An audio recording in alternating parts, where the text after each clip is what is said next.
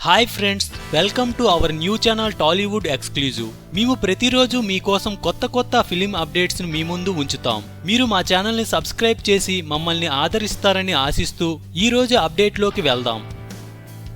Baahubali the beginning మీద తెలుగులో ఉన్నంత అంచనాలు వేరే భాషల్లో లేవు. అందులోనూ నార్త్ ఆడియన్స్ విడుదల సమయంలో ఈ సినిమా కోసం వేలం వెర్రిగా ఏమీ ఎగబడలేదు. అయినప్పటికీ ఆ చిత్రం 200 కోట్లకు పైగా బిజినెస్ చేసింది.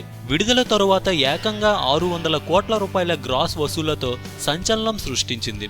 నేషనల్ వైడ్ అనేక రికార్డుల్ని బద్దలు కొట్టింది. ఇక వర్తమానంలోకి వస్తే బాహుబలి ది కన్క్లూజన్ మీద అంచనాలు ఏ స్థాయిలో ఉన్నాయో ప్రత్యేకంగా చెప్పాల్సిన పని లేదు. మన ప్రేక్షకులు ఎంత ఉత్కంఠగా సినిమా కోసం ఎదురు చూస్తున్నారో నార్త్ ఆడియన్స్ ది అదే పరిస్థితి. ప్రేక్షకుల్లో అంతకంతకు అంచనాలు పెరిగిపోతుండటంతో ఈ సినిమా బిజినెస్ అనూహ్యమైన స్థాయికి చేరేలా కనిపిస్తుంది. అలాగే వసూళ్లు కూడా కనీవిని ఎరుగని స్థాయిలో ఉంటాయని అంచనా వేస్తున్నారు. బాహుబలి ది బిగినింగ్ సినిమాను హిందీలో రిలీజ్ చేసిన కరణ్ జోహర్ హక్కుల కోసం నిర్మాతలకు ఇచ్చింది 10 కోట్లేనని సమాచారం. ఆ సినిమా హిందీ వరకే వరల్డ్ వైడ్ 150 కోట్ల దాకా గ్రాస్ వసూలు చేసింది. ఇందులో సగం షేర్ వచ్చి ఉన్న కరణ్ జోహర్ ఏ స్థాయిలో లాభపడ్డాడో అంచనా వేయొచ్చు. ఈ నేపథ్యంలోనే బాహుబలి ది కన్క్లూజన్ కోసం చాలా పెద్ద మొత్తంలోనే చెల్లించాడట కరణ్. ఆ మొత్తం 120 కోట్ల రూపాయలని సమాచారం. తొలి భాగంతో పోలిస్తే ఇది చాలా పెద్ద మొత్తంగా కనిపించొచ్చు, కానీ బాహుబలి మీద ఉన్న అంచనాల ప్రకారం ఈ చిత్రం హిందీ వరకే కనీసం 200 కోట్ల రూపాయలు డిస్ట్రిబ్యూటర్ షేర్ రావచ్చని అంచనా.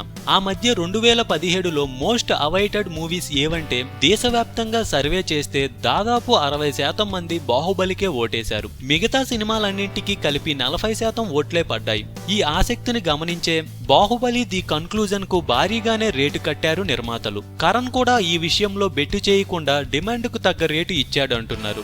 ఇదే రీతిలో మిగతా భాషల హక్కులు కూడా అనూహ్యమైన రేట్లే పలుకుతున్నాయి. తమిళ వర్షన్ హక్కులు 50 కోట్ల రూపాయల దాకా తెచ్చిపెట్టగా కర్ణాటకలో నేరుగా తెలుగు వర్షన్ రిలీజ్ చేయడానికి 45 కోట్ల రూపాయల దాకా పుచ్చుకున్నారట. కేరళలో మలయాళ వర్షన్ రైట్స్ 10 కోట్లు పలికాయి. ఇక తెలుగు రాష్ట్రాలు ఓవర్సీస్ కలిపి తెలుగు వర్షన్ బిజినెస్ 150 కోట్లను దాటుతోంది. కేవలం నైజాం హక్కుల్ని మాత్రమే 50 కోట్లకు అమ్మారంటే ది కన్క్లూజన్ రేంజ్ ఏంటో అంచనా వేయొచ్చు.